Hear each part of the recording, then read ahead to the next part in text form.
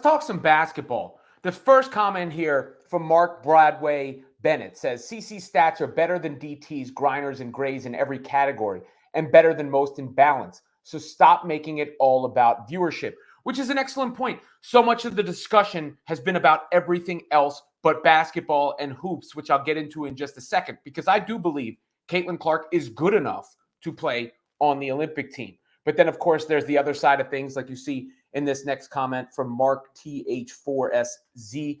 Look at the way her fans react. Even she would have been the worst player on the team if she didn't get a ton of playing time. Her fans would have been in an uproar. Who wants to deal with that? That's part of what we've seen, the narrative out there. The problem is Caitlin Clark is being treated like she's Tim Tebow, right? Like Tebow Mania fans, when she can actually go out there and show and prove. And then there was another comment from Ultimate Rankings who was making the case, rebutting what I had said about not disrespecting the players that are on the team by factually saying, in order for Caitlin to get on, somebody else has to get off. He also accused me to be a stan of Diana Taurasi. I'm just respecting what Diana Taurasi has meant for the game and how great a player she was and really is in many ways. Taurasi still knows what she's doing out there, can still shoot the rock and play defense and compete with the best of them. But I do want to rebuke this notion that Caitlin Clark getting on the team would be some sort of charity case.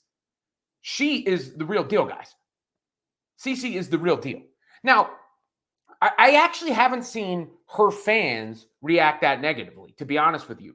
A lot of the Iowa fans I've seen happy she might have a chance to get a break, or relieved, or paying respect to the idea that a rookie doesn't just get on the team.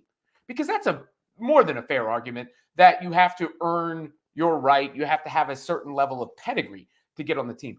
I really think much of the noise, again, is not coming from the people who actually care about this and are actually following it, right? Like the backlash has been from the Dave Portnoys of the world, who's very loud on one side. And then on the other side, you get these people saying, she's just not one of the best 12 players in the world. How could you make the case? So I want to talk about the basketball side of it for a second here, right? And if you look at that roster, it's impeccable. It's an impeccable roster. There are great players up and down that squad who are undeniable, right? You look at, this is the reported roster. It's not official yet. But Asia Wilson has been unbelievable. I love Sabrina Ionescu's game. Lloyd has been great this year. I love Jackie Young as a two-way player. You can't front on what Nafisa's done, and Brianna, obviously. It's full of hoopers up and down the team. So I think that the three players to focus on would be Brittany Griner, Chelsea Gray, and Diana Taurasi. Taurasi, of course, is going for, I think, is it a 6th gold medal? She's got gold medals out the wazoo. I think she's getting that veteran spot. And I'm not mad at that. Brittany Griner, it's not based on this season, but bigs have been successful in women's basketball, obviously. I'm not talking about any of the other stuff with Brittany Griner. I don't really see how that applies. And then there's Chelsea Gray, who's been injured. I love her game, but she's been injured.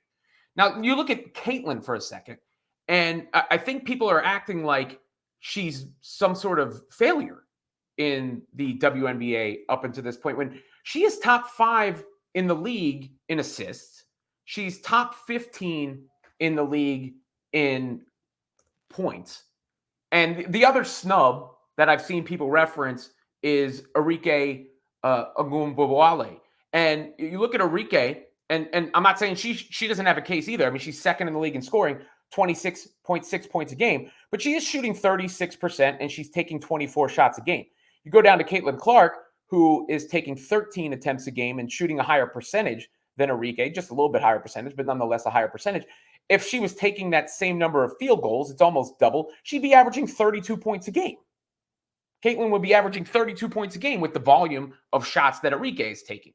But you could easily make the case that those two should be on in substitute of 2 of those other 3.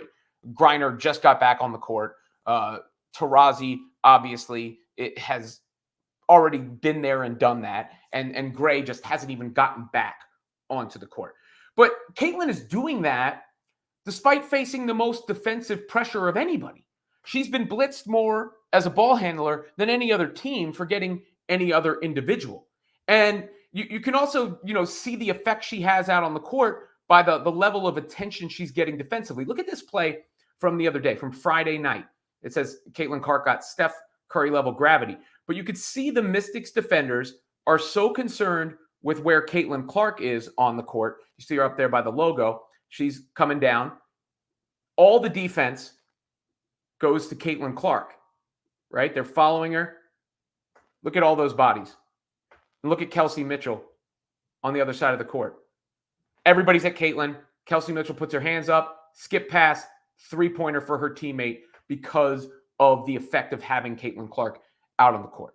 Not to mention, they had that stretch of 11 games in 20 days, the Fever did, against the best teams in the league. They faced the Aces, they faced the Liberty, they faced the Sun. So she's played the best teams in the league with the most condensed schedule while facing the most defensive pressure as a rookie, and she still put up stats that are worthy of being on the roster. Her stats are worthy of being on the roster. Obviously, the turnovers are a little higher than anybody would want, but it's not that out of control, and it's easily explainable given what I just said, the responsibility she has on that team versus the defensive pressure she's facing. So you got to earn your stripes in any league. I get that. And the viewership and interest arguments are what they are. They're going to be out there until some other news comes out about this. It's not worth losing our minds over, or I'm not going to lose my mind over it or cry about it or anything like that. But I did want to point out this, part of the argument, because it does seem it's being dismissed as if she's just getting some random spot on the team and some cherry, here you go, because she's popular. When the reason Caitlin Clark is popular, I keep saying it, is because people like watching her play because her game is so dynamic. And she's already the best deep shooter in the WNBA. I don't think anybody is attempting the number of shots she's attempting from the distance that she's attempting them from and hitting at that clip. I think she's hitting close to 40% on the real long shots. And she's already maybe the best passer currently in the WNBA. And that would be amplified by being around greater talent, whatever the playing time might be. But the conversation always gets dominated by everything else. And you'll never catch me disrespecting the other ladies, but at the same time, or the other women, I got to stop saying ladies, the other women, but at the same time, we have to respect Caitlin Clark's game. And she's not struggling the way people make it out to be. She is worthy of a spot on the team, not on pedigree. If you want to say she doesn't have the body of work, that is fair. But on ability and production so far, she wouldn't just be given a roster spot. She is good enough for a roster spot.